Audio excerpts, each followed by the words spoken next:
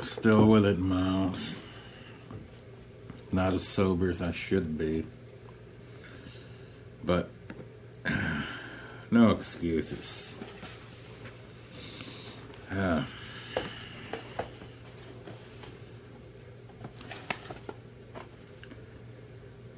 A $350 horse and a $100 whore. Don't ever get the idea that I am a poet. You can see me at the racetrack any day, half drunk, betting quarters, side-wheelers, and straight thoroughs.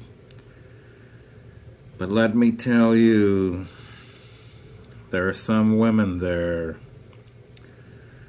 who go where the money goes. And sometimes when you look at these whores, these $100 whores,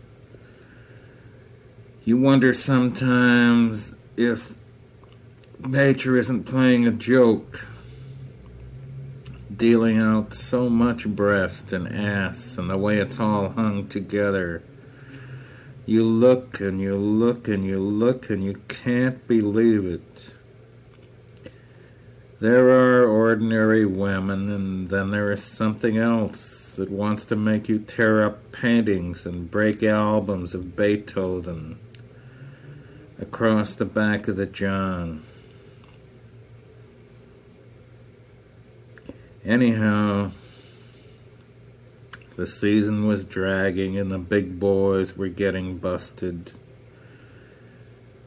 All the non-pros, the producers, the cameramen, the pushers of Mary, the fur salesmen, the owners themselves.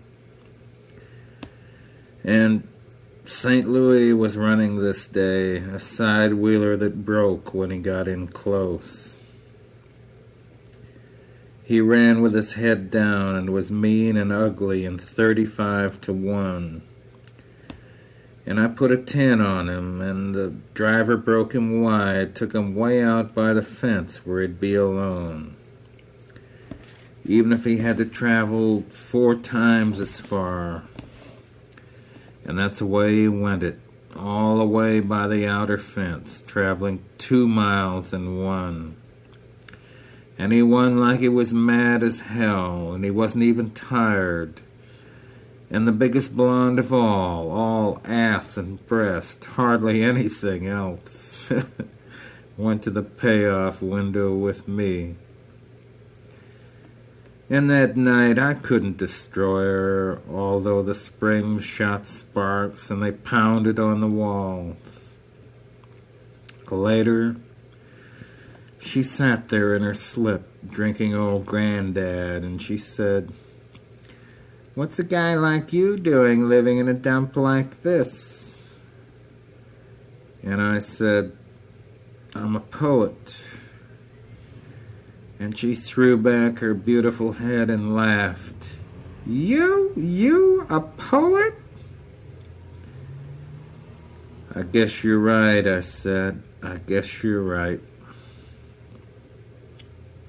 But still, she looked good to me. She still looked good. And all thanks to an ugly horse who wrote this poem.